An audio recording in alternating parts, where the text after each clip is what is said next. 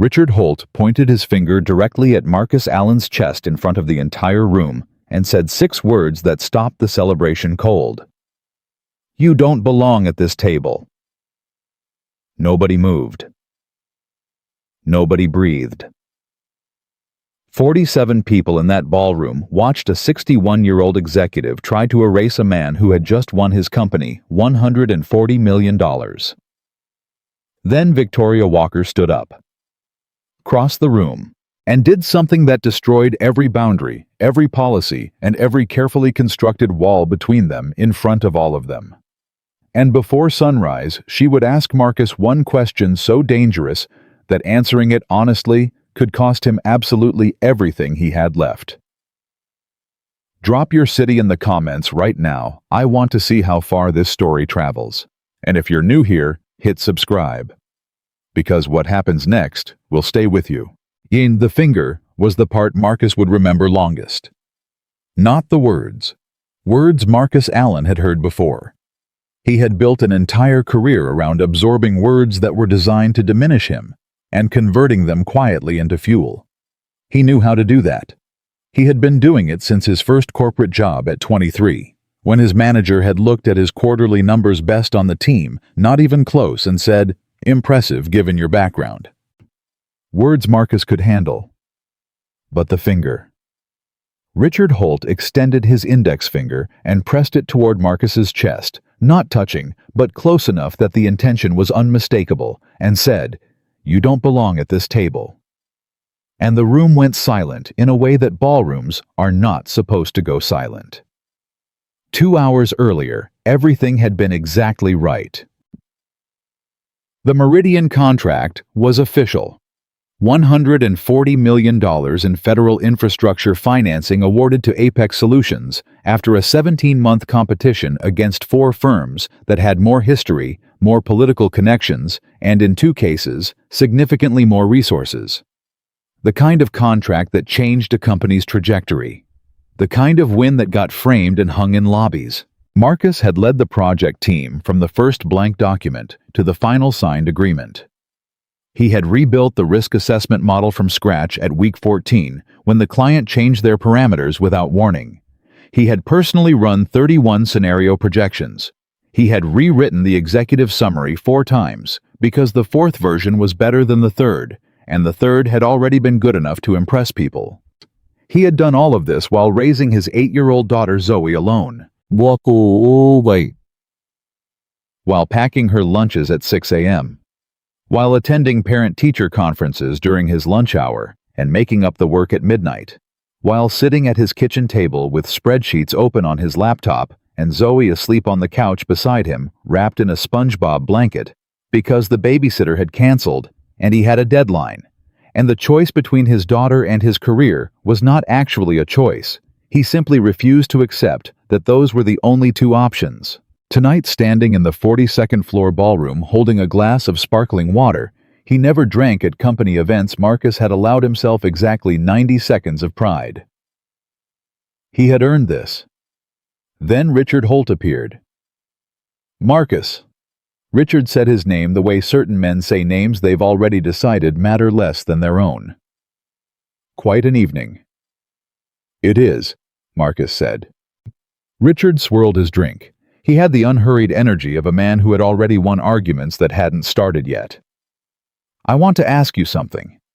And I want you to know I'm asking purely out of concern for the company's reputation going forward." Marcus recognized that setup. "I'm asking because I care" was always the introduction to something the speaker had already decided to say, regardless of the answer. "The Meridian framework," Richard continued. "The risk projection model specifically. I've been hearing things, Marcus, that the actual architecture of that model was Danielle Okafor's work, that you presented it as your own." He paused. "I'm not making accusations. I'm giving you a chance to get ahead of it." Marcus looked at him directly, steadily. The way you look at someone when you want them to understand that you are not afraid of them, even when the room around you is listening. "Danielle built the data pipeline," Marcus said. "I designed the framework. I wrote the risk model. I restructured the entire 3rd quarter projection when the client changed parameters at week 14. Every version is documented. Every timestamp is on the server. Of course. Richard smiled. I'm sure it is. He walked away. For the next 40 minutes, Marcus watched Richard work. He watched him approach Franklin Cross, the board's longest-serving member, and lean in close with an expression of manufactured concern. He watched him find Claire Hutchins from Investor Relations and say something that made her glance across the room toward Marcus before looking away. He watched two junior analysts near the bar whisper to each other, eyes cutting in his direction. Marcus understood exactly what was happening. Richard Holt was not making accusations. He was doing something more effective than accusations. He was planting questions. Questions didn't require evidence. Questions just needed to exist. Once a question was in the air, did he really earn it? Was it actually his work? It took on a life completely independent of the truth. Marcus had seen this before. Not here, but in other rooms with other Richards. The strategy was always the same. You don't attack the work. You attack the legitimacy of the person doing the work, and you do it quietly enough that they can't point to anything specific without sounding defensive. He pulled out his phone, texted his sister Renee, who was watching Zoe. How is she? The response came in 4 seconds. Dead asleep. She made you a drawing. It says my daddy won, and there's a trophy with your face on it. I'm not kidding. It's actually very good. Marcus stared at that message. He typed, "Tell her I'll be home by 11. Tell her I love her." Then he put his phone away and turned around and nearly walked directly into Victoria Walker. Victoria had a way of occupying space that was different from Richard's. Richard filled rooms by force, by letting everyone feel his presence, before he spoke, by making his proximity a statement. Victoria filled rooms by attention. She was always the most focused person, wherever she was, always processing more than she showed, and her focus had a quality that made you feel, when it landed on you, like you were the only thing in the room worth looking at. Right now that focus was completely on Marcus. "You've been standing at the edge of this room for 20 minutes, she said. Direct, no greeting, no warm-up. I'm not a crowd person, Marcus said. You just won us a $140 million contract. A pause. You're allowed to take up space tonight. I'm fine where I am. She studied him the way she studied balance sheets, looking for the line that didn't add up. What did Richard say to you? Nothing worth repeating. Marcus. Just his name, but with enough weight behind it that deflection felt suddenly pointless. I watched him come find you the moment you were alone. Richard Holt does not seek people out at celebrations unless he wants something from them. What did he say? Marcus measured his answer for 2 seconds. Then he told her. Flat. No editorializing. Just the facts of it, the implication that the Meridian framework belonged to someone else. The framing of concern. The smile that came after. Victoria's expression didn't shift, but something behind her eyes went very still, the specific stillness of a decision being made. That's not true, she said. No, it isn't. Can you document it? Every version, every timestamp, every client communication that required a rebuild. He paused. But you know that's not actually the point. Documentation doesn't matter when the goal isn't accuracy. The goal is to make people ask the question. Once the question exists. I know what the goal is, Victoria said quietly. And the way she said it told him she was not surprised, which told him, without either of them saying it, that this was not the first move Richard Holt had made in a direction neither of them had expected tonight. She looked across the room toward Richard. Something moved through her jaw. Then she turned back. Don't engage him tonight, she said. Don't defend yourself publicly. The strongest thing you can do right now is be exactly what you already are. And if that's not enough, she looked at him, then we make it enough. She walked toward the board members near the windows, and Marcus watched her go and felt for the first time in this building in a very long time like the ground under him was slightly more solid than it had been. Richard Holt made his move 40 minutes later.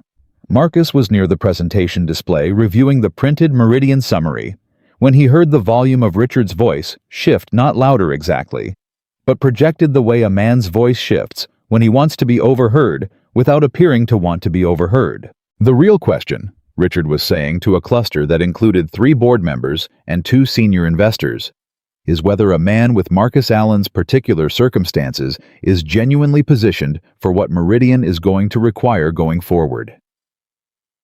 The word circumstances landed in the air and stayed there.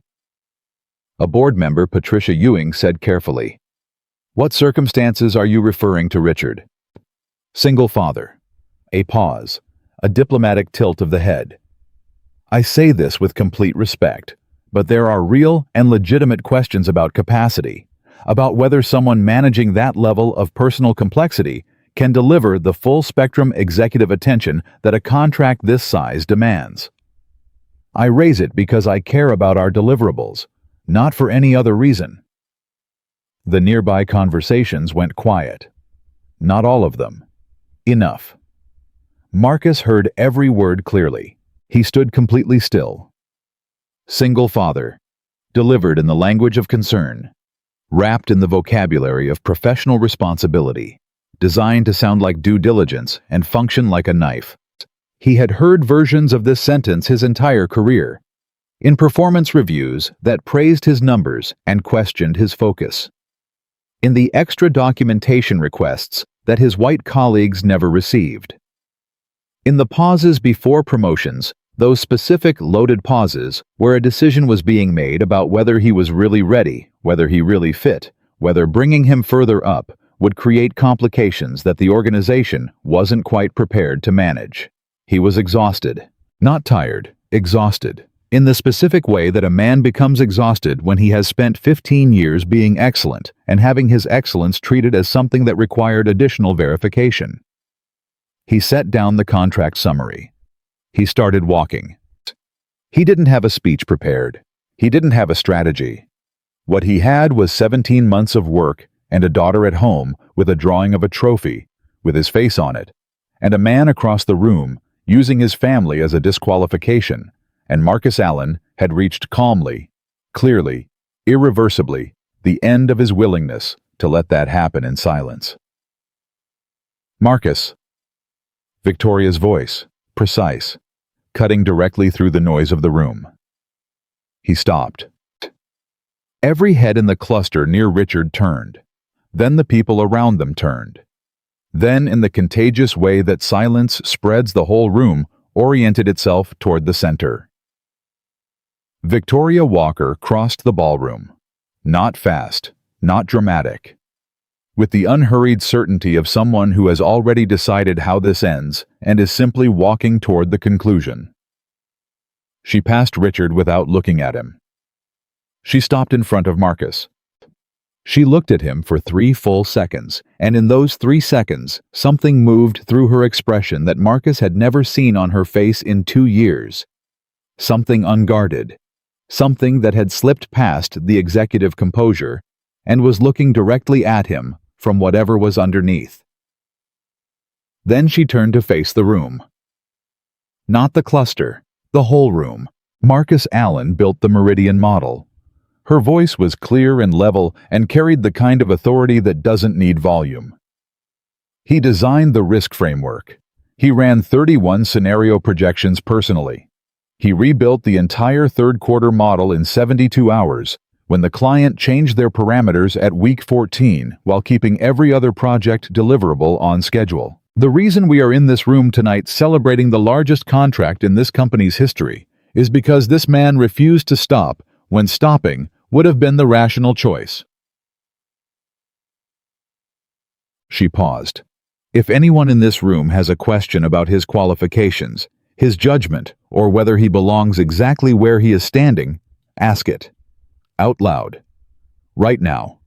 With your name attached to it. I will answer personally. The silence was total. Richard Holt said nothing. Not one person in that room said a single word. And then Victoria Walker, did the thing that nobody in that room, including Marcus, saw coming. She stepped forward. She took his face in both her hands, and she kissed him. It lasted 3 seconds. Maybe 4. It was not ambiguous. It was not accidental. It was the most deliberate thing Marcus had ever witnessed a person do, a choice made completely in the open in front of everyone, with full knowledge of every consequence it was about to create. When she stepped back, her composure returned, that CEO mask sliding back into place like she had decided to put it on. But her eyes held his for one moment longer than composure required. "Congratulations to the Meridian team," she said to the room. And then she walked away. Marcus found the outer terrace and stood there for 11 minutes without moving. Bay. The city spread out below him, massive and indifferent. Inside, he could hear the party beginning its slow, wind-down music, lowering voices, thinning the sound of an extraordinary night becoming a memory. His phone had 3 texts from his colleague David Park. He hadn't opened them. He already knew what they said. He thought about Zoe's drawing. He thought about Richard Holt's voice, shaping the word circumstances into a verdict. He thought about the weight of Victoria's hands, the deliberateness of it. This was not an impulse from a woman who acted on impulse.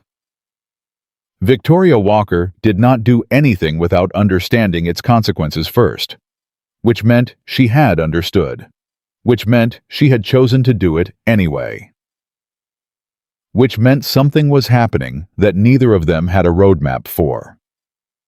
The terrace door opened behind him. He knew before he turned. Day. Victoria stepped out and let the door close. Her jacket was on now. Her hair slightly less perfect. She looked like a woman who had spent the last 40 minutes managing a room that she had personally detonated and who had come out here not to escape that reality, but to face the specific part of it that was standing at the railing, looking at the city. She stopped beside him, looked at the skyline for a moment without speaking. Then, "I owe you an explanation. You don't owe me anything." "Yes, I do." Her voice was steady. "What happened in there that was not strategy? I need you to know that. Whatever you're thinking right now, it was not calculated." "Then what was it?" She was quiet for a long moment. The kind of quiet that means the person is deciding whether to tell you the true answer or a manageable version of it. "I don't know," she said. "Bate." And the honesty in those 3 words, unpolished, unmanaged, completely unlike the woman who had just commanded a ballroom, hit him somewhere he wasn't prepared for. "Richard is not going to let this go," Marcus said. "No." This gives him exactly what he needed. Now it's not about the work anymore. Now it's about this. "I know." "So why are you out here, Victoria?" He turned to face her directly. "What do you actually want?" "Ma," she turned to him. And in the city light, with the executive armor deliberately set aside, she looked like exactly what she was, a woman who had done something she couldn't take back, and wasn't sure she wanted to. "I need to ask you something," she said quietly. He waited. "Marcus." Her voice was steady and soft and completely serious. "If choosing between your career and the truth cost you everything, what would you choose?" The question landed on him like cold water. Not because it was complicated, because it was the exact right question. The question underneath every other question. The question that answered honestly would determine everything that came next for both of them in ways neither of them could fully see from where they were standing. The city stretched out below them, enormous and indifferent. Marcus looked at her for a long time. And he didn't answer, because some questions deserve more than the first words that come to you. And because he already knew somewhere below, thought, somewhere in the place where a man knows things before he's ready to say them, that his answer was going to change his life. He just wasn't ready yet for how completely. The answer Marcus gives at dawn, and what it costs him, is where the real story begins. Marcus did not sleep. He drove home at midnight, paid. Renee checked on Zoe. She was curled up with her blanket, one arm stretched out like she was reaching for something even in her sleep. And then he sat at the kitchen table with a glass of water and stared at the wall until 4 a.m. Not because he was afraid. Fear was something Marcus Allen had long ago learned to metabolize into action. What kept him at that table was something more complicated than fear. It was the specific, grinding awareness that by tomorrow morning, the story of what happened in that ballroom would already be written by people who hadn't been in the room, and once a story was written, the truth became very hard to hear over the noise of it. His phone had not stopped. David Park had sent 7 messages. The last one at 1:17 a.m. said simply, "Marcus, call me. Tonight if you can. This is already moving." His colleague Janine from the 3rd floor had texted a screenshot someone had already posted about it on a private company Slack channel that Marcus was not a member of. The post didn't use names. It didn't need to. Senior exec and project lead at tonight's Meridian celebration. You had to be there. Let's just say the contract wasn't the only thing that closed tonight. Marcus read it once, set his phone face down, picked it back up, and read it again. Then he thought about Zoe's drawing still sitting on the kitchen counter, the trophy with his face on it. "My daddy won." Written in the careful, oversized letters of a child who had not yet learned that some wins come with a cost attached. He thought about Victoria standing on that terrace. The way she had said, "I don't know," with more honesty in 3 words than most people managed in entire conversations. The question she had asked him, if choosing between your career and the truth cost you everything, what would you choose, sitting in his chest like something he had swallowed that hadn't fully landed yet. Ma'am. He had not answered her. He had said he needed time to think, and she had nodded like she understood, and they had stood there for another 2 minutes not speaking before she went back inside. That had been the right call. He knew that. You did not answer questions like that in the dark on a terrace at midnight while your pulse was still unsteady. You answered questions like that in the daylight with full knowledge of what the answer was going to cost you. The problem was that in the daylight, everything was going to cost more. He was still at the kitchen table when the sun came up. At 6:15 a.m. his phone rang. Not a text, a call. Victoria's name on the screen. He answered on the second ring. "I'm awake," he said. "I know you didn't sleep," she said. No greeting, just that. Like she already knew the shape of his night because hers had been the same shape. "How bad is it?" he asked. A pause. Short, but telling. "Richard sent an email to 3 board members at 11:30 last night. I have a copy." Marcus was quiet. "He's calling for a formal review," Victoria said. "Not of the contract is solid, nobody's touching that. A review of my decision-making. Specifically my, quote, pattern of preferential treatment toward junior staff members, unquote. He attached a timeline. It goes back 8 months. 8 months, Marcus repeated. "He's been building this for 8 months, Victoria said. Last night wasn't a reaction. Last night was the trigger he was waiting for." Marcus let that land. He sat with it for 3 full seconds, the specific nauseating realization that the worst thing he had been dealing with was not the worst thing happening. That while he had been focused on the present threat, the real architecture of the attack had been assembling itself patiently in the background. "What does the timeline say?" he said. "It lists every project you've led in the last 2 years. Every promotion, every time I publicly recognized your work. He's framed it as a pattern. He's not saying anything explicitly. He's smarter than that. He's just presenting the sequence and letting the board draw its own conclusions. He's implying we were involved before last night." "Yes." The words sat between them. "Were you aware of any of this before last night?" Marcus asked. He kept his voice completely neutral. He needed the answer to be clean. "No," Victoria said. And then without hesitation, "And I want you to know what happened last night was the first time I have ever crossed a professional line with you. In 2 years.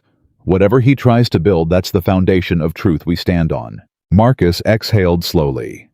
He doesn't need to prove it happened before. He just needs the board to wonder if it did. Yes? She said again.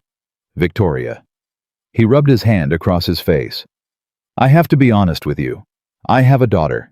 I have a mortgage. I have a career that I built from nothing and that I cannot afford to lose, not for the right reasons and not for the wrong ones. If this review goes badly, I lose everything. Not some things. Everything. I know, she said. Do you... The question came out harder than he intended. Because you're the CEO. If this goes badly, you take a hit. A serious one. But you have resources, you have options. You have a safety net that I do not have. I fall differently than you fall.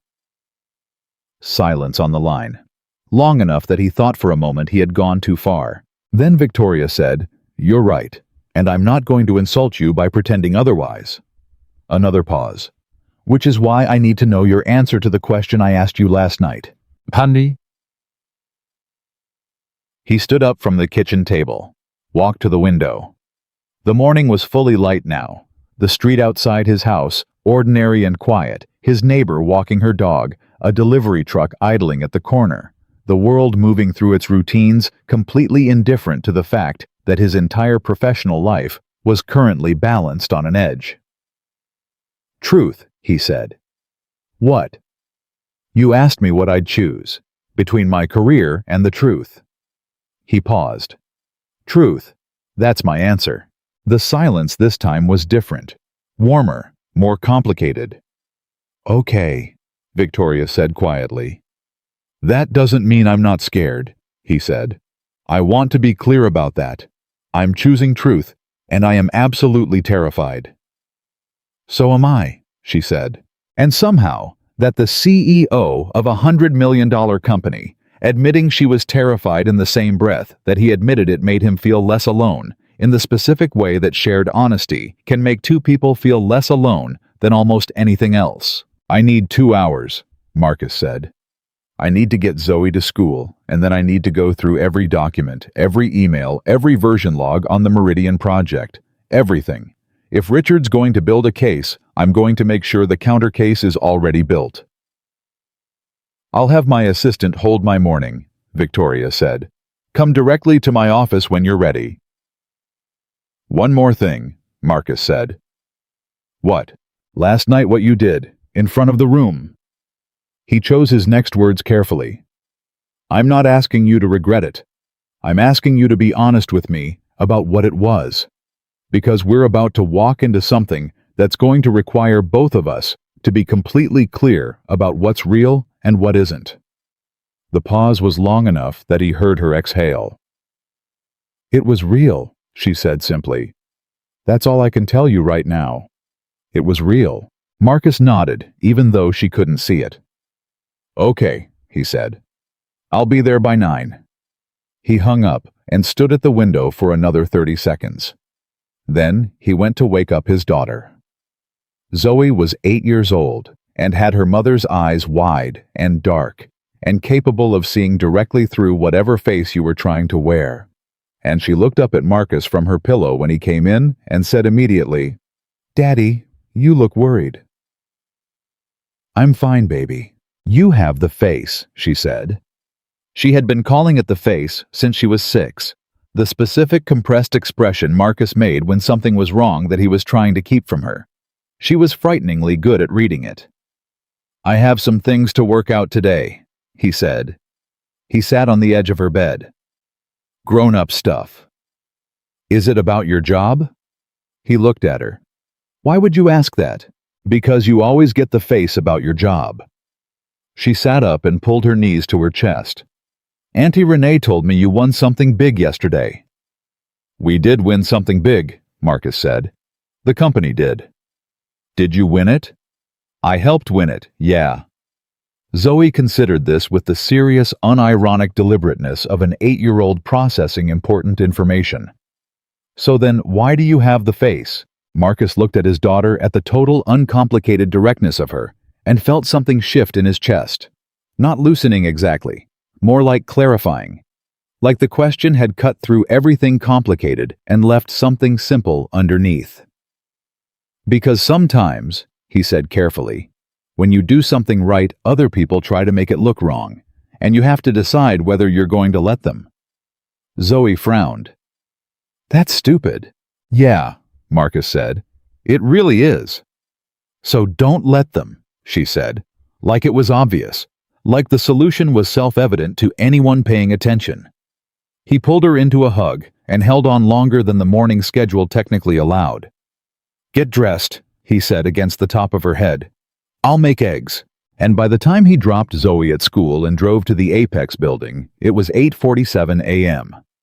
He had his laptop bag over one shoulder and a flash drive in his pocket, containing every version of the Meridian project files. He had pulled them at 5 a.m. before the sun was fully up, because he had already known even before Victoria's call that the day was going to require receipts. He stepped off the elevator on the 14th floor, his floor the project management division, and understood immediately that the room already knew. It wasn't obvious. Nobody said anything. But he had worked in corporate environments long enough to read the specific quality of a room that had been talking about you before you walked in. The slightly too deliberate focus on screens. The conversations that found natural stopping points exactly when he passed. His colleague Andrea, who normally met his eyes across the floor every morning, in the wordless solidarity of people who had been in the trenches of the same project for 17 months, looked up, started to say something, and then seemed to recalibrate. Marcus walked to his desk, sat down, opened his laptop. His email had 43 unread messages. 31 of them had arrived since midnight. He did not read them, not yet. He opened the Meridian project folder, pulled up the master version log, and started building a document. Timeline, every deliverable, every deadline met, every client communication that required a rebuild, every timestamp showing who had done what and when. He worked fast and without stopping because the work itself was clarifying each entry, another brick in a wall that Richard Holt was going to have to get through before he got to Marcus. At 9:22 a.m. David Park appeared at the edge of his desk. David was Korean-American, 38, one of the sharpest financial analysts at Apex, and one of the 3 people in the building Marcus genuinely trusted. He sat down in the empty chair beside the desk without asking and leaned forward with his elbows on his knees. "Talk to me," Marcus said without looking up from his screen. "Richard Holt is meeting with Franklin Cross right now," David said quietly. 22nd floor. His assistant confirmed it to mine about 40 minutes ago. He paused. "Marcus, people are saying things, not everyone, but enough." "What are they saying?" "That the promotion last year was..." David stopped. "That there was a reason for it that wasn't performance-related." Marcus stopped typing. He looked at David directly. "And what do you think?" "What?" David didn't hesitate. "I think you built the Meridian model, and I watched you do it. I think you were here at 11 p.m. on more nights than I can count. I think the promotion was the most obvious call this company has made in 5 years." A pause. "I also think Richard Holt has been positioning for Victoria's job for 2 years, and you just gave him the weapon he needed." "I didn't give him anything," Marcus said. "I know," David said. "That's not what Marcus. I'm on your side. I'm telling you what the narrative is so you can get ahead of it. Right now the story is being written without you in the room." Marcus looked back at his screen. "Then I need to get in the room." He saved his document, closed his laptop, stood up, and picked up his bag. "Where are you going?" David asked. 37th floor, Marcus said. "Victoria's office." David looked at him for a moment. Is that smart right now? Given... No, Marcus said honestly. "It's probably not smart, but it's necessary." He paused. "And I'm done making decisions based on what's smart for everyone else's comfort." He walked to the elevator. Victoria's assistant, a composed woman named Brenda, who had worked for 3 CEOs and had the demeanor of someone who had seen everything twice, looked up when Marcus stepped off the elevator on 37. She didn't react to his presence in the way that people on 14 had reacted. She simply said, "She's expecting you," and gestured toward the closed office door. Marcus knocked once, opened it. Victoria was standing at her window with her back to the door, her phone pressed to her ear. She held up one finger, without turning 1 minute, and Marcus stepped inside and let the door close behind him. "I understand your concern, Franklin," she was saying, her voice in the specific register she used with board members, measured, unhurried, completely in control. "And I take it seriously. What I'd ask is that any formal review follow proper protocol, timeline, documentation, due process. That's what protects the company." A pause. "Yes, I'll have materials to you by end of day." Another pause. "Thank you, Franklin." She lowered the phone, turned around. For a moment, they just looked at each other across the office, the CEO who had kissed a man in front of 47 people, and the project manager who had not slept and had driven his daughter to school and had come up 37 floors with a flash drive in his pocket and a choice that he had already made, even if the cost of it wasn't fully visible yet. "Franklin Cross is calling for a preliminary review," Victoria said. "Informal, he says, just to get ahead of any perception issues. Richard got to him this morning," Marcus said. "Richard got to him last night." She set her phone on the desk. "The email I told you about Franklin was one of the 3 recipients. By the time I knew about it, he'd already read it twice." Marcus pulled the flash drive out of his pocket and set it on her desk. "Everything," he said. "Every version, every timestamp, every client email, every rebuild log, every deliverable, 17 months. Victoria looked at the drive, then at him. "That was fast." "I've had it ready for 6 months, Marcus said. She looked up sharply. "I'm a black man in a senior role in a corporate environment," he said without apology, without drama, just the plain fact of it. "I keep receipts. I have always kept receipts. Not because I expected this specifically, but because I have learned that the moment you need documentation is never the moment you have time to gather it." See, Victoria was quiet for a moment. "I didn't know that," she said. "No," Marcus said. "You wouldn't." It wasn't an accusation. It was just true, and they both knew it. She picked up the flash drive and held it for a moment, and Marcus watched her absorb the full weight of what it meant, not just as evidence, but as a statement about what his experience of this company had been. What his experience of every company had been. "I'm going to present this to Franklin today," she said, "along with a formal rebuttal of Richard's timeline.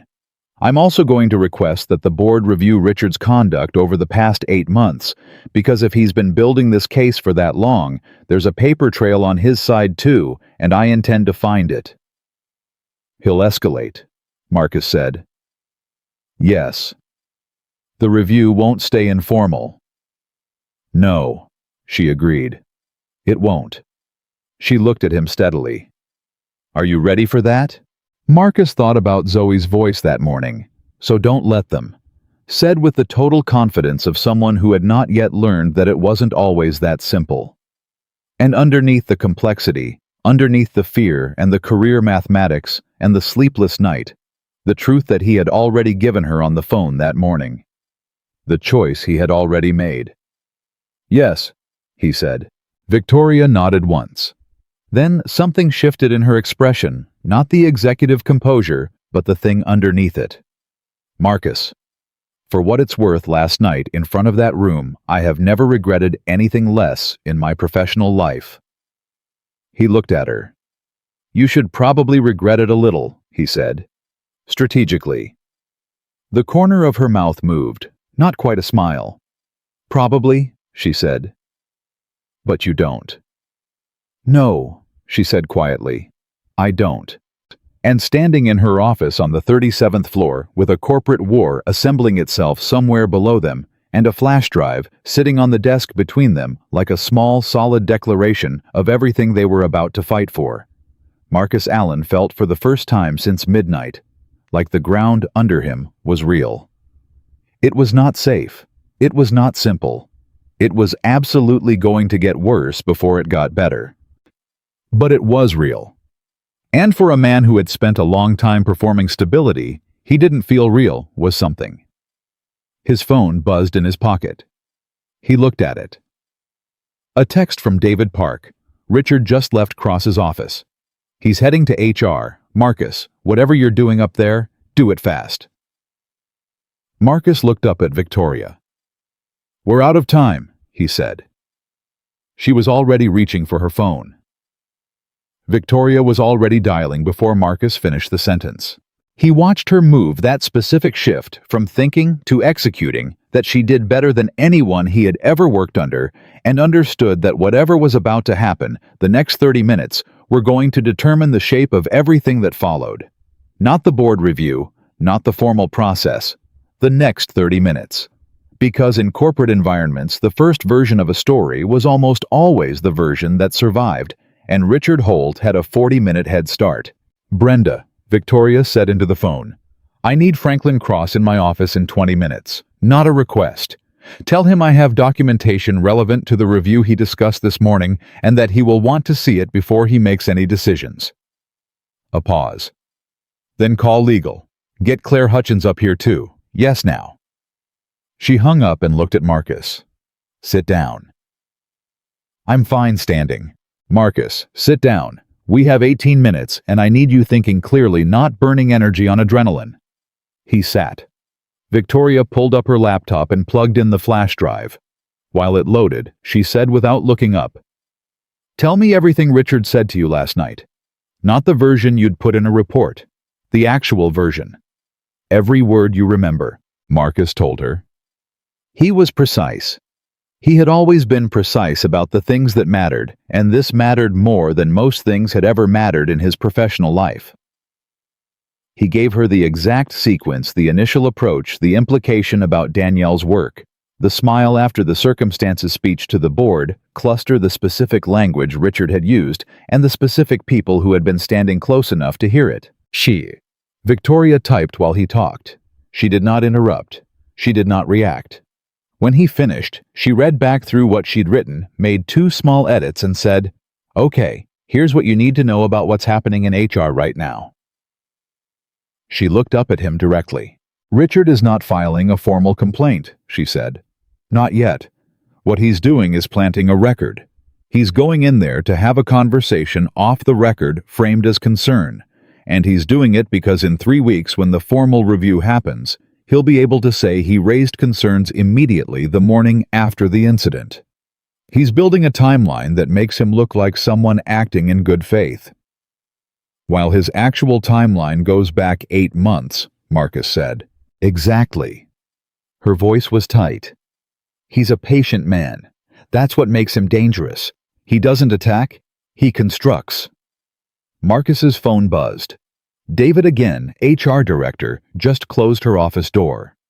Richard's been in there 12 minutes. He showed Victoria the screen.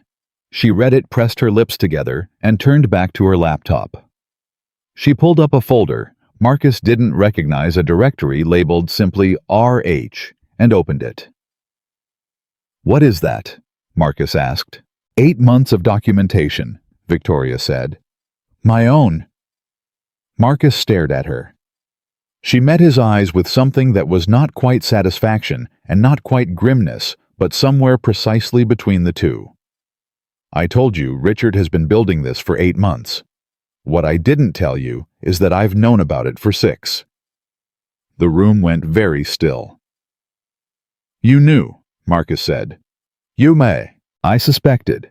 I started documenting when I suspected. She turned the laptop toward him. Every meeting he requested with board members that didn't go through my office. Every time he accessed project files he had no operational reason to access. Every performance review he attempted to influence.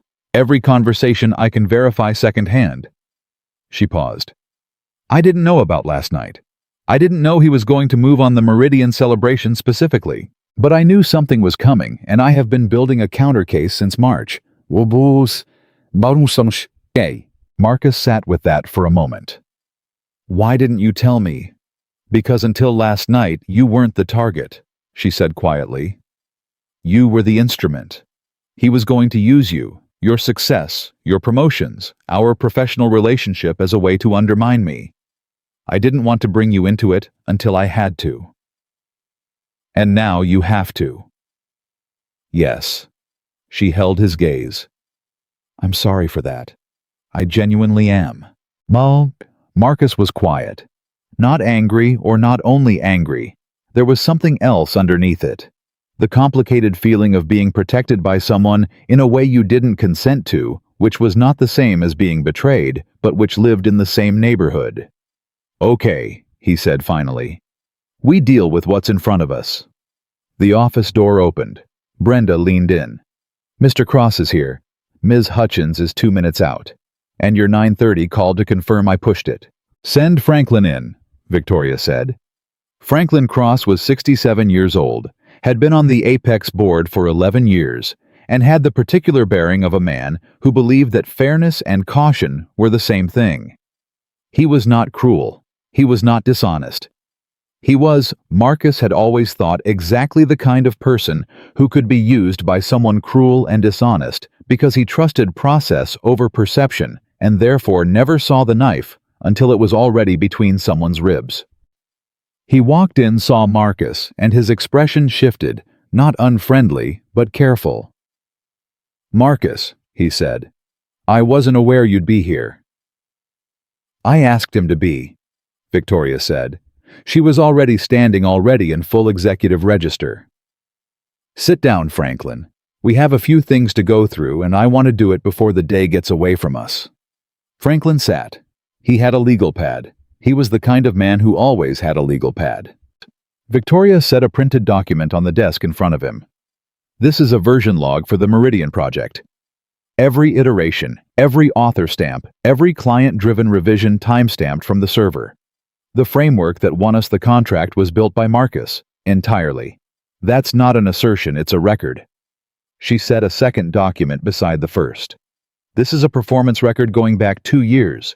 Every promotion Marcus has received at this company has been recommended by at least 2 independent evaluators in addition to myself. Every recommendation is documented. The process was followed completely. Franklin looked at both documents without picking them up. Victoria, I appreciate this, but the concern that's been raised isn't purely about documentation. I know what the concern is, Victoria said. The concern is that Marcus and I have an inappropriate personal relationship that has influenced his career trajectory. I want to address that directly. She sat down. What happened last night was a single impulsive action on my part. It was unprofessional. It will not happen again. It also occurred after every promotion, every project assignment, and every performance evaluation in Marcus's record, all of which predate last night by months or years. She looked at Franklin steadily. If the board wants to review last night's incident as an isolated breach of professional conduct, I will cooperate fully. What I will not accept is a review that uses last night as a lens for reinterpreting 2 years of legitimate, documented, independently verified career progression. Franklin was quiet for a moment. Richard has raised the question of pattern, he said carefully. I know he has, Victoria said. I'd like to show you something about Richard's pattern. She opened the folder on her laptop and turned it toward him. Franklin looked at the screen. He looked at it for a long time without speaking. Then he looked up. When did you compile this? Over the last 6 months, Victoria said. You've been documenting Richard Holt's conduct for 6 months. I have. Another silence. Franklin looked at Marcus. Did you know about this? I found out this morning, Marcus said honestly. Franklin looked back at the screen. His jaw had shifted in the specific way jaws shift when a man is recalibrating everything he thought he knew about a situation. He reached out and scrolled slowly through the folder. He stopped at one entry, read it twice. This meeting with Morrison Capital, he said. Richard told me this was a routine check-in. It was not a routine check-in, Victoria said. Morrison Capital is one of 3 investment groups currently positioned to make a hostile play on our board structure. Richard requested that meeting independently, without my knowledge, 3 weeks after the Meridian bid was submitted. The legal pad stayed on Franklin's knee untouched. He was no longer taking notes. He was listening in the way that men listen when the story they thought they knew has turned out to be a completely different story. The door opened again. Claire Hutchins from legal came in, took one look at the room, read the temperature with professional accuracy, and sat down without saying anything. Victoria spent the next 22 minutes walking Franklin through the folder. She was methodical and unemotional in the way that people are methodical and unemotional when they have been preparing for a confrontation for 6 months and have done their mourning in advance. She did not editorialize. She let the document speak and only added her voice when context was required. Marcus sat beside her and watched Franklin Cross's face change. It changed slowly, incrementally. The way a man's face changes when he is not being convinced of a lie but disabused of a truth he had held without examining the slow, uncomfortable process of realizing that someone he had trusted had been using that trust as raw material. When Victoria finished, Franklin sat back in his chair and looked at the ceiling for a moment. "I owe you an apology," he said finally. He was looking at Victoria, but then his eyes moved to Marcus. "Both of you." Marcus said nothing. "I took Richard's concerns at face value," Franklin said. "I gave them more weight than they deserved because they were framed in language I trusted. That was a failure of judgment on my part." "The review," Victoria said. "The preliminary one he's requesting." "I'll pull it," Franklin said. "Pending a proper review of what you've shown me today, there's no basis for proceeding with what Richard proposed." He paused. "He's in HR right now." "I know," Victoria said. "Do you want me to?" "No," Victoria said. "Let him finish. Let him build his record. Because when this goes to a full board review, and it will go to a full board review, I want his morning after documentation to be part of the file. I want everything he's done today on the record." Franklin looked at her for a moment. "You want him to keep digging?" "I want everyone to see how deep the hole goes," Victoria said simply. "Yes." Franklin stood. He picked up his legal pad, still blank, and held it for a moment like he'd forgotten what it was for. "I'll need copies of everything," he said. "The version log, the performance record, the full RH folder." "Brenda has them ready," Victoria said. "I sent them to her printer before you came in." Franklin almost smiled at that. Almost. "Of course you did." He moved toward the door and then stopped. "Victoria, for the record, what I saw last night in that ballroom, before the—" He paused. "The way you spoke about this man's work, that was not a CEO defending a favorite. That was a CEO defending the truth." He nodded once and walked out. The door closed. The 3 of them. Victoria, Marcus. Claire sat in the sudden quiet of the office, and Marcus became aware of something he hadn't been able to feel through the urgency of the last hour, the specific cellular exhaustion of a man who had been running on adrenaline since midnight, and was only now noticing that his body had opinions about that. Claire Hutchins looked at her notes. She was 41, had been Apex's general counsel for 6 years, and had the particular gift of remaining completely calm in situations designed to produce panic. "Okay," she said. "Here's where we are legally." She looked at Marcus first. "You are not currently the subject of any formal complaint. What Richard has done this morning is informal. It creates a record, but not a case." She looked at Victoria. "You are potentially subject to an HR review for the conduct violation last night. That's standard, and we can't avoid it. The question is whether we let it happen as a narrow-defined process, or whether Richard gets to shape its scope." "We define the scope," Victoria said. "Agreed. I'll draft a voluntary disclosure today. You self-report the incident, acknowledge the professional boundary violation, and propose a defined remediation. It takes the weapon out of his hands." She paused. "The bigger issue is the board review. If Richard takes his case to the full board, and based on what you showed Franklin, it becomes a governance question, not just an HR question. At that point, it's not about last night. It's about whether the board has confidence in your leadership. Do they? Marcus asked. Both women looked at him. I'm asking seriously, he said. Because the board's confidence in Victoria is the actual target. Last night was the trigger. I am the instrument. The real question is whether there are enough board members who were already on the fence about her leadership that Richard can tip the balance. He looked at Victoria. You know these people better than anyone. Is there a number? Victoria was quiet for a moment. 3, she said. There are 3 board members I'd classify as genuinely persuadable. Franklin was one of them, and I think we've addressed that this morning. The other 2 are Gerald Park and Susan Okafor. Susan Okafor, Marcus said. Any relation to Danielle? Sister-in-law, Victoria said. Marcus absorbed that. Richard knows that. Yes, Victoria said. He does. And Claire set down her pen.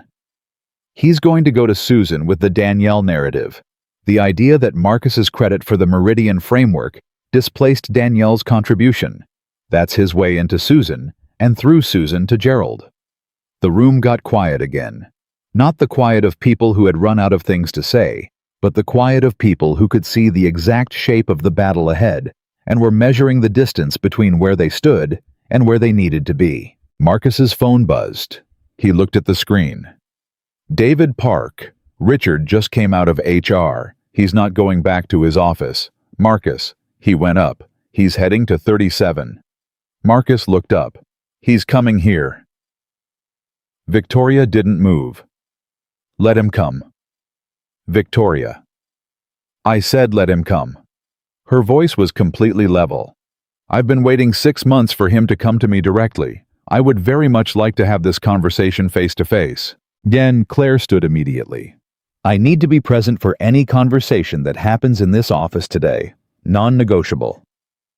Agreed, Victoria said. They waited. 60 seconds. 90. Marcus sat with his hands open on his knees, a thing he did when he was keeping himself physically still over a very active interior, and thought about Zoe saying so. Don't let them with the total confidence of someone who had not yet learned the cost of not letting them. He thought about the flash drive. He thought about 17 months of work and a trophy drawing, and a man who had spent 8 months building a case against his existence in this company, and the specific clarifying anger that came not from being attacked, but from understanding clearly, finally exactly who was doing the attacking and why. The office door opened without a knock. Richard Holt walked in like a man who owned the space. He saw Marcus first. Something moved through his expression, surprise recalibration. The brief, involuntary tell of a man whose plan just developed an unexpected variable. Then the composure returned. The silver-haired 61-year-old composure that had carried him through 2 decades of corporate rooms. Victoria, he said pleasantly. I was hoping we could talk. Sit down, Richard, Victoria said. He looked at Claire. He looked at Marcus. He sat down, but in the careful way that a man sits down when he's decided to treat the act of sitting as a strategic choice. I've just come from HR, he said. I know, Victoria said. A pause. I want you to understand that what I did this morning was not personal. I have a responsibility to this company's governance. Richard. Victoria's voice was quiet and final, in the way that very few voices are final. I'm going to show you something. She turned the laptop toward him. Richard looked at the screen. He looked at it the way Marcus had looked at David's texts that morning, with the initial focus of someone reading, followed by the specific stillness of someone understanding, followed by something that Marcus had not expected to see on Richard Holt's face. Fear, not panic, not collapse. Just the controlled internal fear of a man who has been outmaneuvered and knows it, and is now running the calculation of what that means. Where did you get this? Richard said. His voice was still steady, just barely. I've been building it since March, Victoria said. When you met with Morrison Capital without my knowledge, I started paying attention. Everything since then is documented." Richard looked at Claire. Claire looked back at him with the pleasant, implacable expression of a lawyer who has exactly what she needs and knows it. "This doesn't change what happened last night," Richard said. "No," Victoria agreed. "It doesn't. Last night happened. I own that." She leaned forward. "What it changes is the context. You've framed this entire situation as a concerned executive acting in good faith to protect the company. What my documentation shows is a 14-month campaign to undermine my leadership using whatever materials became available. Last night, Marcus Allen became the most available material." She paused. "So when the board reviews this, and they will review all of it, they're going to see two things simultaneously. They're going to see one impulsive moment from me, and they're going to see a 14-month operation from you. And they're going to decide which of those two things tells them more about judgment." The office was completely silent. Richard sat very still. Then he said quietly, and without any of the pleasantness remaining, "You can't prove intent." "I don't need to prove intent," Victoria said. "I need to show pattern. And I have 6 months of pattern documented in 27 separate entries." She closed the laptop. "I'm going to ask you something, Richard. I'm going to ask you honestly, and I want you to think before you answer." She looked at him directly. "Is there anything in what I've shown you that isn't true?" The silence stretched out. 5 seconds. 7. 10. Richard stood up. He did not answer the question. He straightened his jacket with the careful, deliberate movement of a man putting his armor back on piece by piece. He looked at Marcus, and in that look was something Marcus had not expected. Not contempt. Not calculation. Something that looked almost in the ruthless, fluorescent clarity of a corporate office at 10 in the morning like recognition. Like one man looking at another and seeing too late, and without pleasure, that he had badly underestimated him. Richard walked to the door, opened it, stopped with his hand on the frame. "This isn't over," he said. "No," Victoria said. "It isn't. But now we're both in the room." Richard left. The door closed. Claire let out a long, slow breath. "Okay," she said. "We need to move fast. He's going to Susan Okafor today, guaranteed." Marcus was already on his feet. "Then I need to talk to Danielle." Both women looked at him. "Danielle Okafor built the data pipeline," Marcus said. "She knows exactly what she built and what I built. If Richard goes to Susan with the narrative that I took Danielle's credit, the strongest possible counter to that narrative is Danielle herself." He picked up his laptop bag. "I need to get to her before Richard's version of the story does." Victoria looked at him for a moment. Something moved through her expression. Not surprise exactly, but the specific quality of seeing someone clearly and finding them to be exactly what you had hoped they were. "Go," she said. Marcus was already at the door. Danielle Okafor's desk was on the 11th floor, tucked into the corner of the data analytics division, where the light came in at a low angle in the mornings, and the noise from the open floor plan never quite reached. Marcus had been there dozens of times over 17 months, standing at the edge of her workspace while she walked him through pipeline architecture, pulling up chairs when a rebuild required both of them at the same screen. He knew the rhythm of her workspace the way you know the rhythm of anyone you have worked beside through something difficult. He got off the elevator at 10:41 a.m. and scanned the floor immediately. Danielle was at her desk, headphones on, eyes on the screen. The particular focused stillness of someone who was working hard enough to use it as a wall against the world. Marcus crossed the floor directly. He didn't slow down. He stopped at the edge of her desk and waited. She looked up after 3 seconds, pulled one side of her headphones off, and the expression on her face told him that she already knew why he was there. She had the look of someone who had been waiting for this conversation and wasn't sure whether to be relieved or afraid that it had arrived. "Close your laptop," Marcus said quietly. She closed it. "We need to talk somewhere private." She looked around the floor at the colleagues who were not quite looking at them but were absolutely aware of them and stood up without another word. She picked up her phone and her badge and followed him to the small conference room at the end of the hall that nobody used before noon because the morning sun hit the glass wall directly and made the screens unreadable. Marcus closed the door. He did not sit down. Neither did she. "Richard Holt is building a story," Marcus said. "The story is that the Meridian Risk Framework was your work and I presented it as mine. He's going to take that story to Susan Okafor today, and through Susan, he's going to try to move Gerald Park on the board. I need to know right now, before that conversation happens, whether there is anything at all that he can point to that would make that story feel credible." Danielle looked at him steadily. She was 34, brilliant in the specific unshowy way of people who were more interested in the work than in the visibility of the work, and she had a quality of stillness that Marcus had always respected. She didn't perform calm. She just was calm underneath the surface, in the place where her actual thinking happened. "He called me yesterday," she said. Marcus went still. "Richard called you. At 7 p.m., before the celebration." She crossed her arms. Not defensively, she was cold. "He said he wanted to make sure I was being properly credited for my contributions to the Meridian project.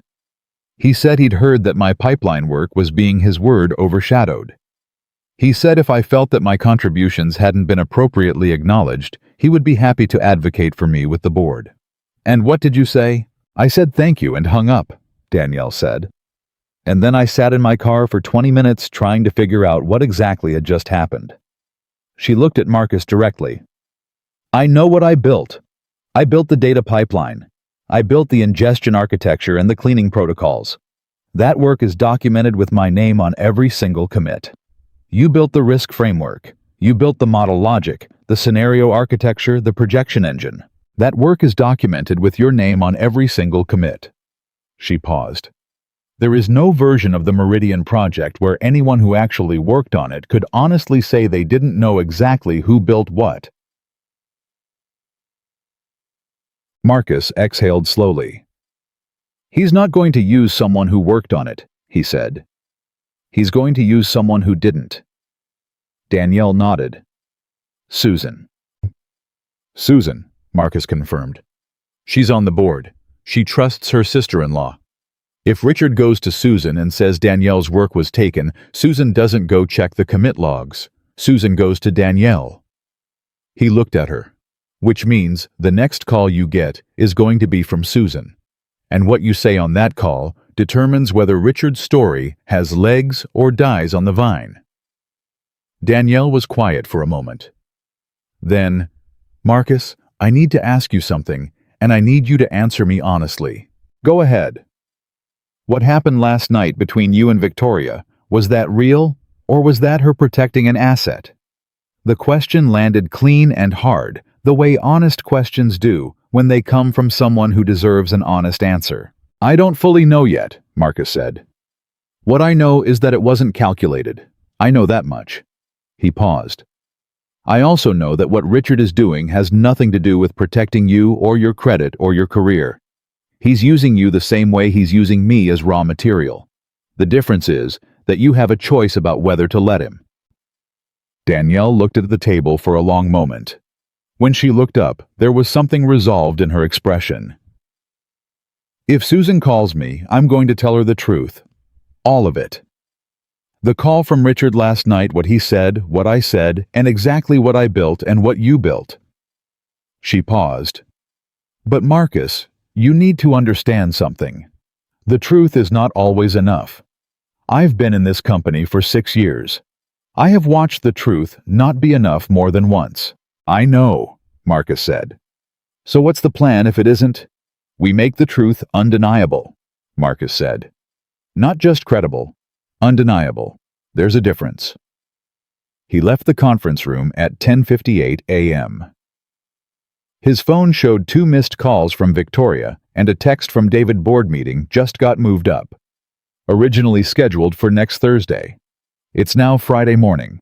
2 days, Marcus. They moved it up 2 days. Marcus stopped walking in the middle of the hallway. 2 days. He called Victoria back. She answered on the first ring. You saw David's message. Why did they move it up? Richard, she said. He went directly to Gerald Park after he left my office. Gerald called Susan. Susan called Franklin. Franklin called me 20 minutes ago to let me know as a courtesy.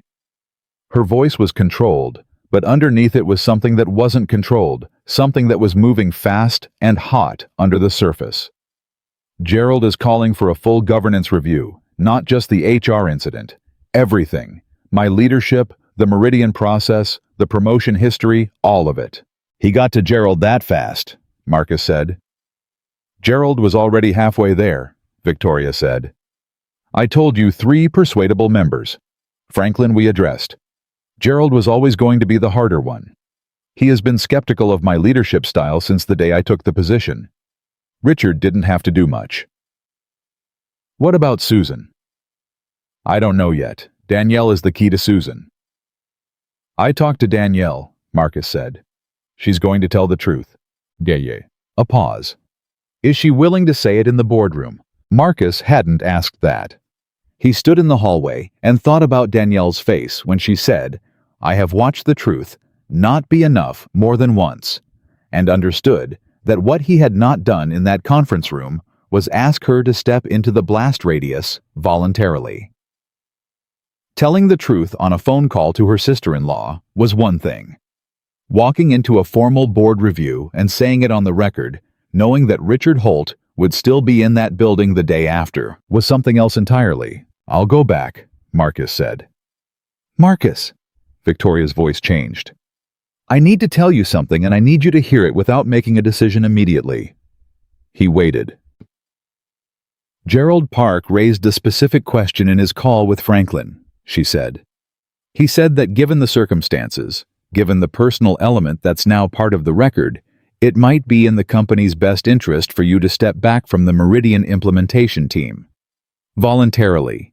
As a show of good faith that your role going forward is based purely on merit and not on... She stopped. On the relationship, Marcus said flatly.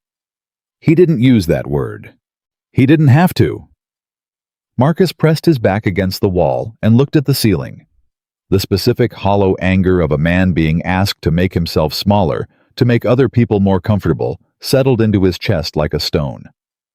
He wants me to volunteer to be demoted, to confirm the implication by acting like it's true. I know, Victoria said. If I step back, it validates everything Richard has been saying. I know that too. Victoria, I am not asking you to do it, she said clearly. I am telling you that it has been suggested by a board member with a vote so that you have the full picture. What you do with that information is entirely your decision. Marcus was quiet for a long moment. The stone in his chest sat there heavy and real. Then he said, What are you going to do? I'm going to present everything we have on Friday, she said. I'm going to stand in front of that board, and I'm going to make the case for what is true and what is right. And I'm going to let the outcome be what it is. A pause. I decided this morning that I was done making decisions based on what was safe. You told me you chose truth over your career. I am telling you the same thing goes for me.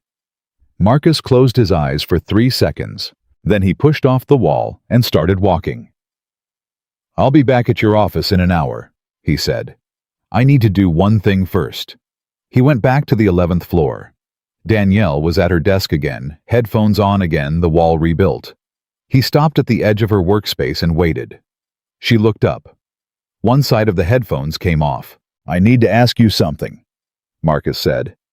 And before I ask it, I want to be clear the answer is no. I will completely understand, and it will not change anything between us professionally. Danielle looked at him steadily. Friday morning, Marcus said. There's a full board review. Victoria is presenting everything, the documentation, the version logs, the RH folder, all of it. She's going to make the complete case. He paused.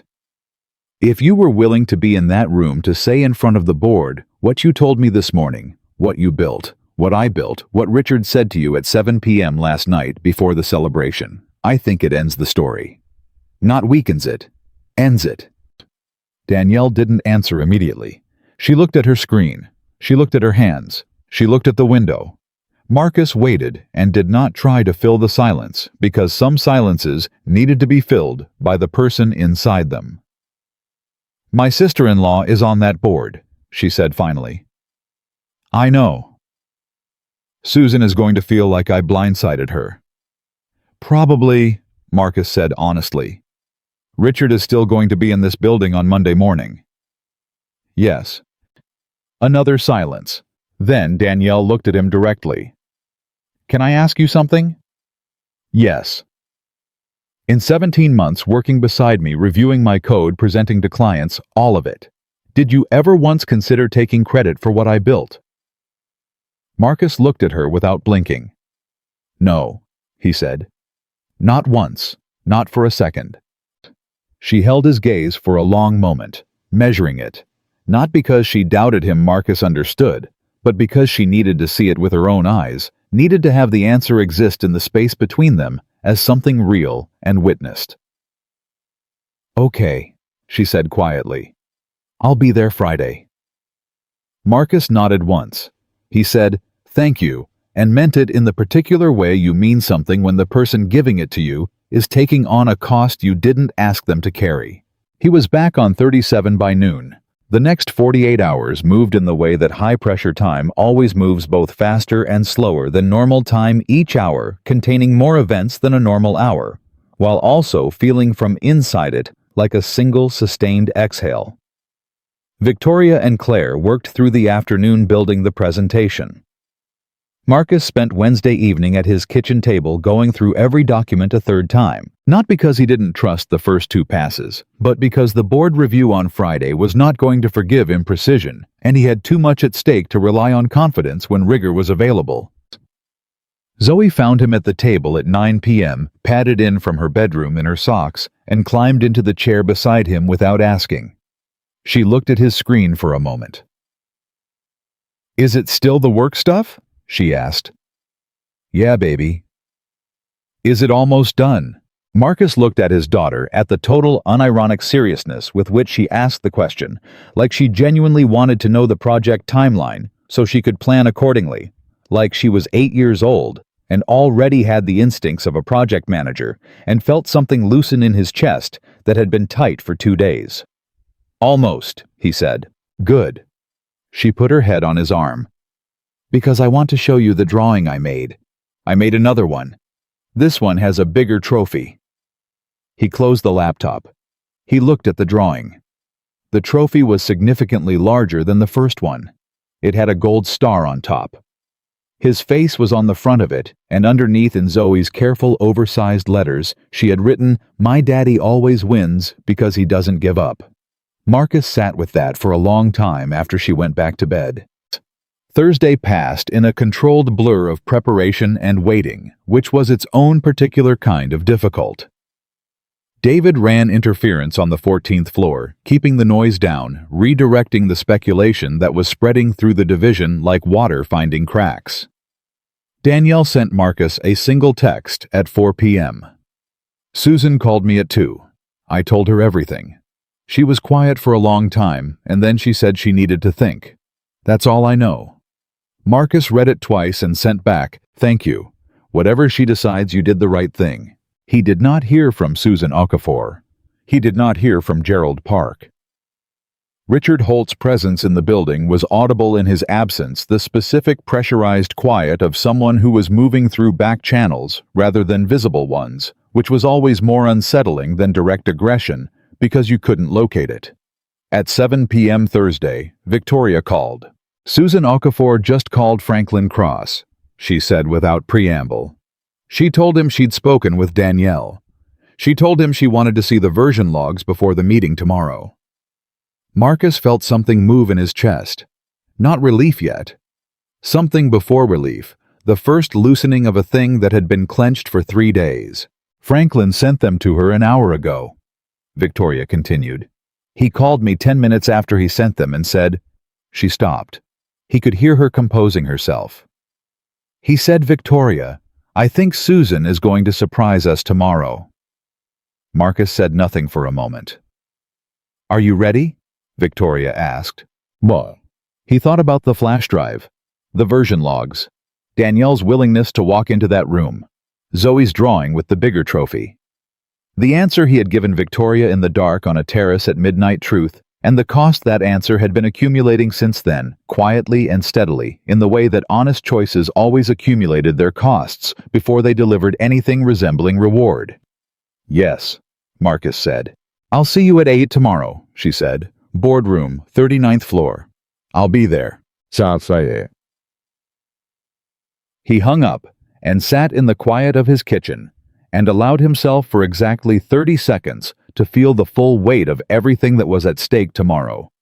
His career, his reputation, his daughter's future, the 2 years of work that had brought him to this building and this moment, and this specific, impossible, undeniable situation. He felt all of it. He did not push it away or compress it into something more manageable. Then he stood up, washed his glass, turned off the kitchen light, and went to bed. Because tomorrow required everything he had, and Marcus Allen had never once shown up to something that mattered without being ready. Marcus arrived at the 39th floor at 7:52 a.m. 8 minutes early.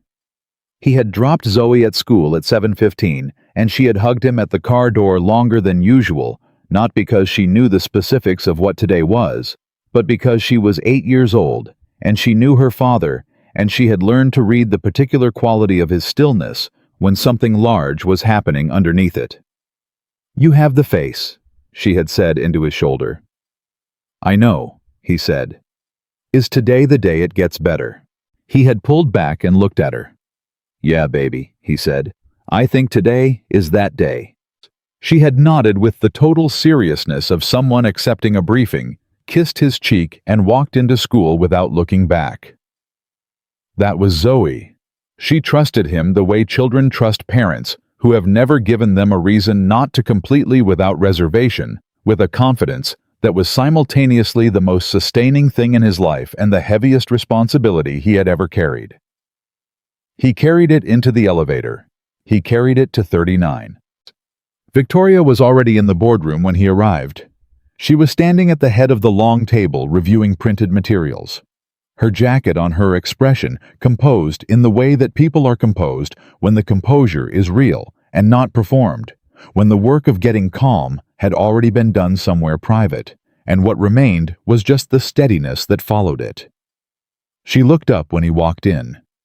"You slept," she said. "4 hours," he said. "You, 3, she said, "but good 3. He set his bag down and took the chair to her right, not at the table's head, but beside it. The position of someone who was present as a witness and a participant, not as a supplicant waiting for a verdict. That distinction mattered to him. He had thought about it deliberately the night before, the way he thought deliberately about every positioning choice in rooms where the positioning carried meaning. Claire Hutchins came in at 7:58 with 2 associates and a laptop. Danielle Okafor arrived at 8:03. Looked at Marcus once with steady eyes and took a seat along the side wall, not at the table, but visible, present, her posture carrying exactly what her expression carried, which was the calm of someone who had already made their decision and was done deliberating. Marcus nodded at her. She nodded back. The board members began arriving at 8:10. Franklin Cross came in first, gave Victoria a brief, serious nod, and took his seat without conversation. 2 other members Marcus recognized from previous presentations filed in behind him. Gerald Park arrived at 8:14, tall, 63, with the careful deliberateness of a man who had spent decades making decisions that other people had to live with, and took his seat at the far end of the table without acknowledging anyone directly. Susan Okafor came in at 8:17. She was 58, composed, and she walked to her seat along the path that took her closest to Danielle's chair. She did not stop, but her eyes found Danielle's for exactly 1 second, and something passed between the 2 women that Marcus could not fully read, but that felt from the outside like an acknowledgement. Like 2 people who loved each other, confirming silently that they were still themselves, even in the same room at the same time. Richard Holt arrived at 8:19. He came in dressed in the same deliberate way he always dressed the suit, the controlled posture, the silver-haired authority that he wore like a credential. He scanned the room in 3 seconds and processed it. Victoria at the head of the table, Marcus beside her, Claire and her team arrayed with documents, Danielle along the wall. His expression did not collapse. It tightened. A barely visible tightening around the jaw that a less attentive person would have missed entirely. He sat down. 8 board members total. 1 empty chair, a member traveling on company business, participating remotely, his face visible in the small window at the corner of the conference room screen. Franklin Cross, as the senior member, opened the session. We're here for a governance review requested under Section 9 of the board charter.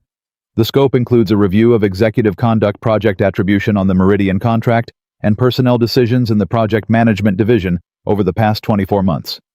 Victoria, you have the floor. Victoria stood. She did not use notes. She had prepared so thoroughly that the material was inside her, now not in front of her, and there was something in the sheer evident preparation of it, that changed the quality of attention in the room before she said a single substantive word. I want to begin with an acknowledgement, she said. What happened at the Meridian celebration 4 nights ago was a breach of professional conduct on my part.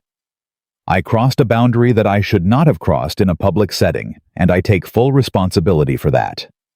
I have submitted a voluntary disclosure to HR. I have proposed a formal remediation process, and I am prepared to accept whatever accountability structure the board determines is appropriate. She paused. I am not here to minimize what I did.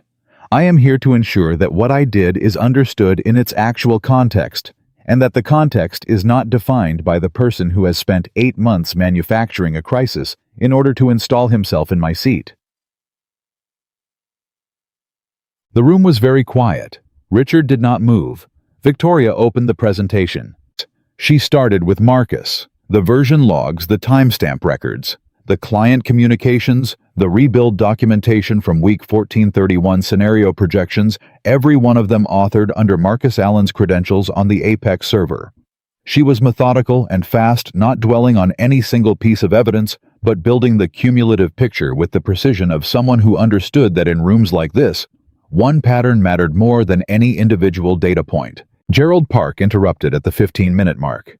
Ms. Walker, the documentation is thorough. But the question the board has been asked to consider is not purely about attribution.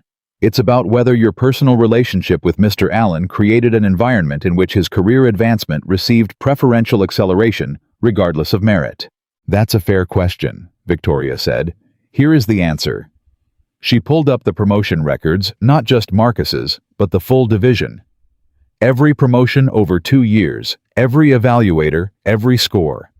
Marcus Allen's promotion to senior project manager was recommended by 3 independent evaluators, with an average score of 94 out of 100. The next highest score in that cycle was 91. The process was followed completely.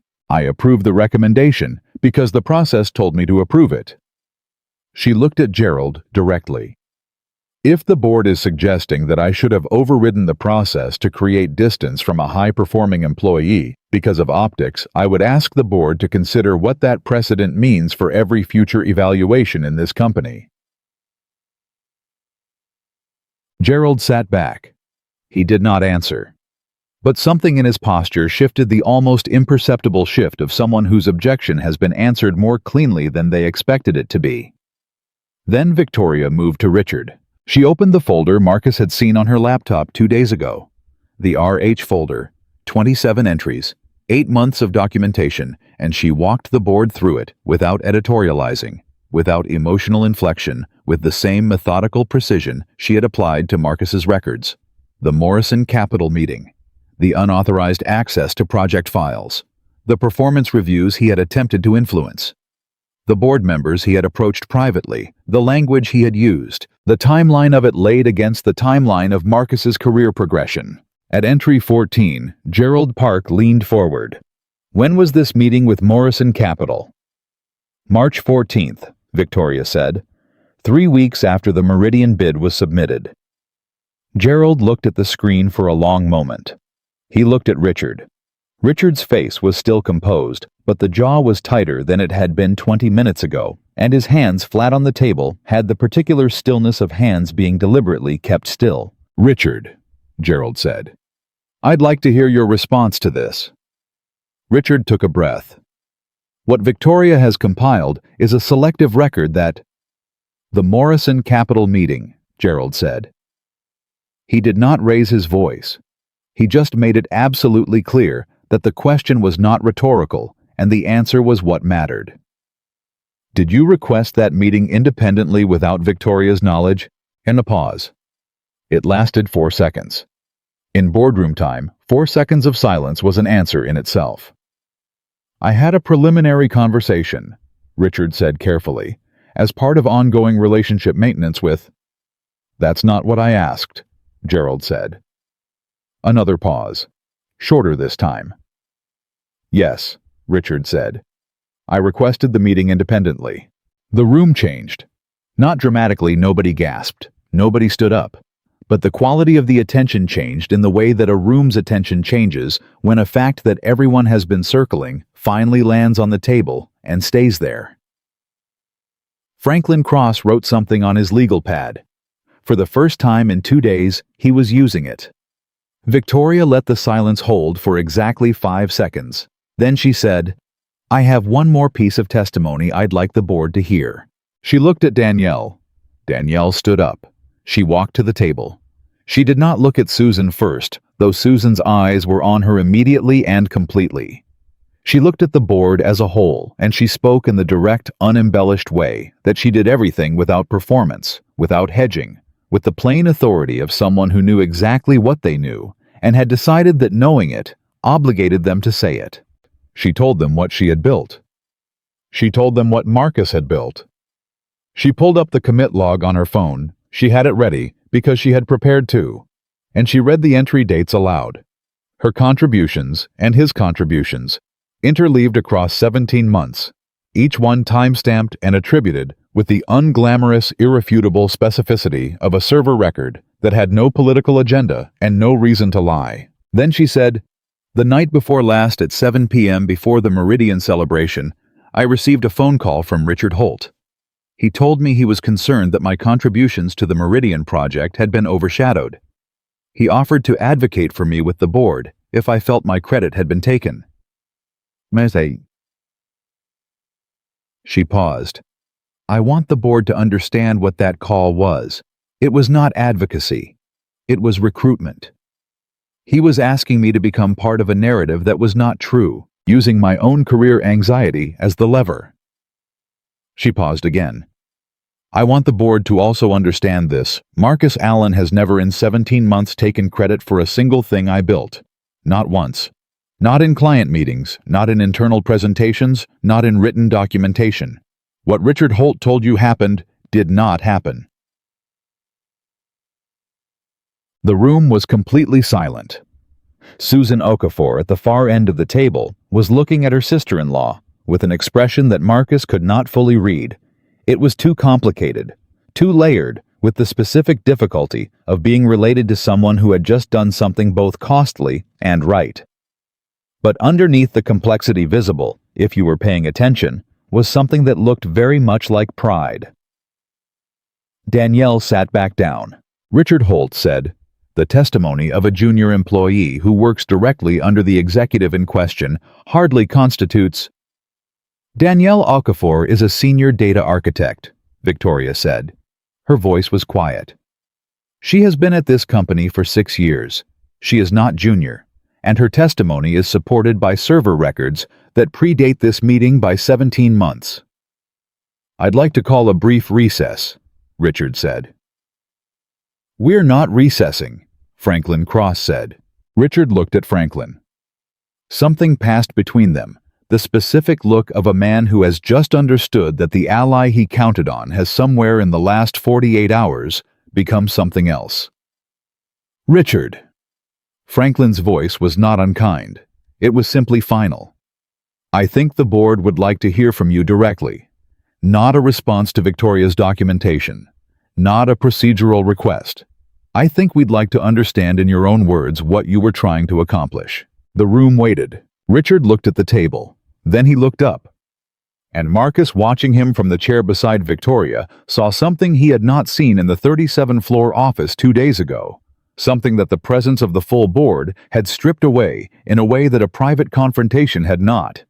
He saw a man who had spent 8 months building something, had watched it come apart piece by piece in a single morning, and was now sitting in the rubble of it with nowhere left to redirect. I believe Victoria Walker has made decisions that have not been in this company's best interest, Richard said. His voice was steady, professionally steady. I believe the board deserved to know about those decisions. I stand by the substance of my concerns even if... He stopped. Even if the method, Franklin said. Richard said nothing. Even if the method, Franklin repeated. That's what you were going to say. The silence confirmed it. Franklin looked at the board members on either side of him. A brief, wordless exchange, the kind that happened between people who had served together long enough to communicate in shorthand. Then he looked at Gerald Park. Gerald gave a small single nod. Franklin looked at Susan Okafor. Susan looked at Danielle for one moment, then back at Franklin and nodded. Franklin turned to Richard. The board is going to take a 30-minute recess, Franklin said. Richard, I'm going to ask you to wait outside during that recess. When we reconvene, the board will have some questions for you. Richard stood. He straightened his jacket. He walked to the door with the same controlled posture he had walked in with, and Marcus watched him go, and felt not satisfaction, not victory, not even relief exactly, but the specific quiet solidity of a thing that had been true for a long time finally being visible to the people who needed to see it. The door closed. Victoria sat down beside Marcus. She did not speak immediately. She set her hands flat on the table and looked at them for a moment, and Marcus understood that the composure she had been carrying for the last hour had cost her something, and she was now in the brief pause before the next round, allowing herself to feel the cost. "You okay?" he said quietly. "Yes," she said. And then, "Ask me again in 30 minutes. He almost smiled. Okay.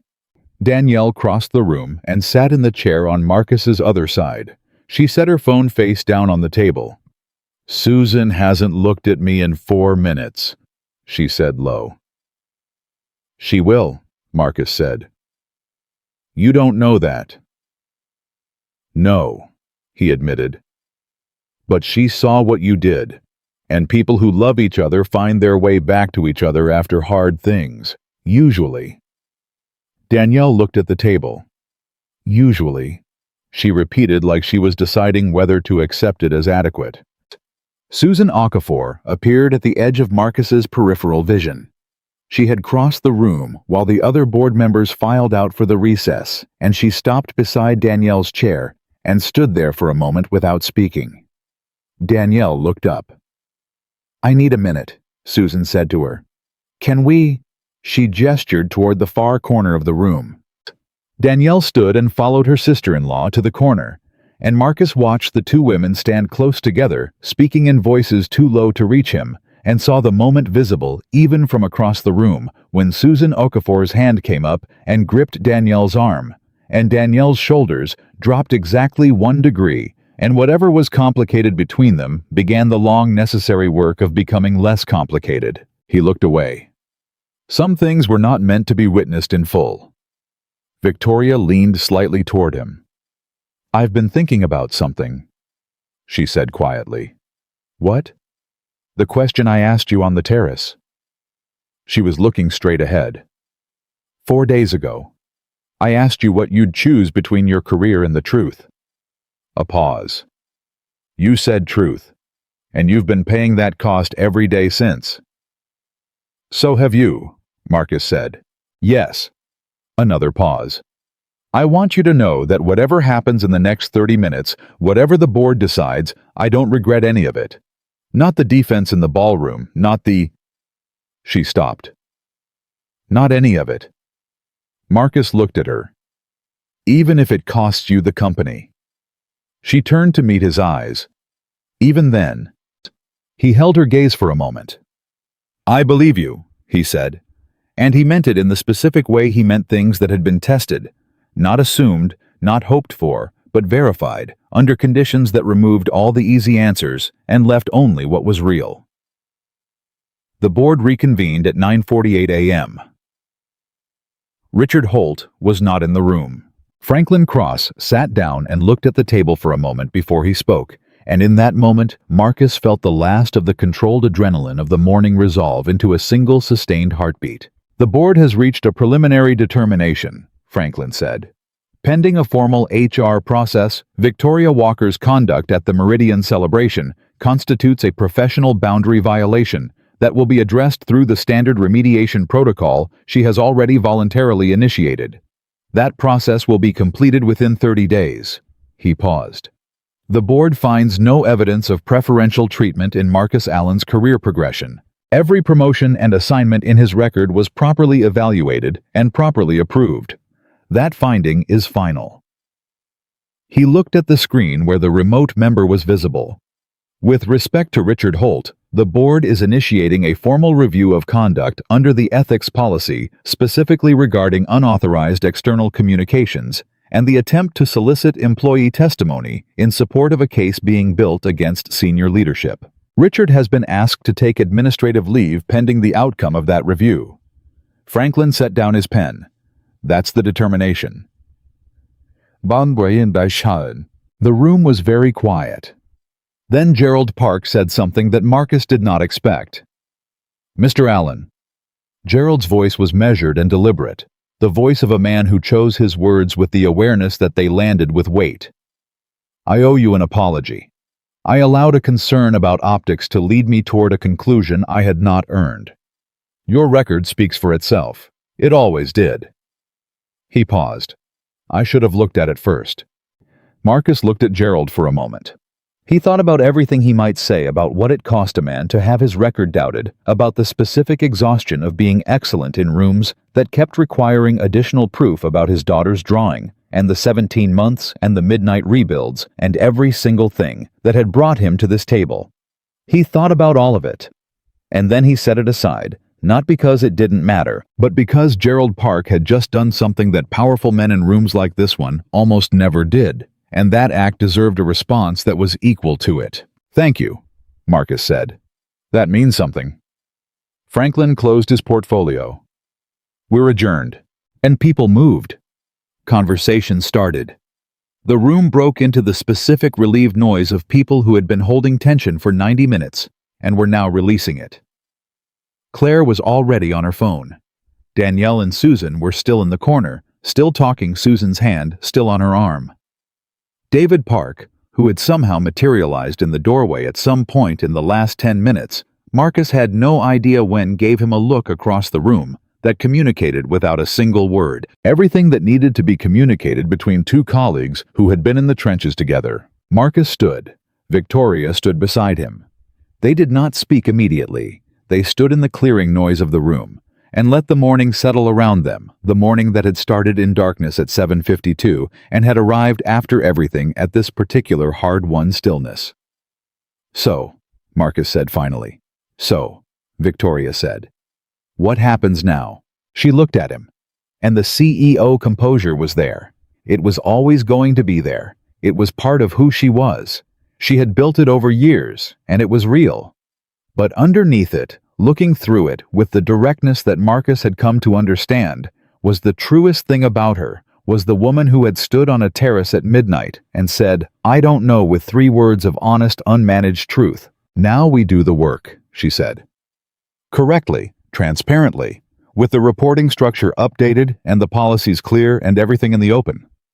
She paused. And when the remediation process is complete, and the review is done, and the dust has settled, she stopped. And when all of that is done, Marcus said.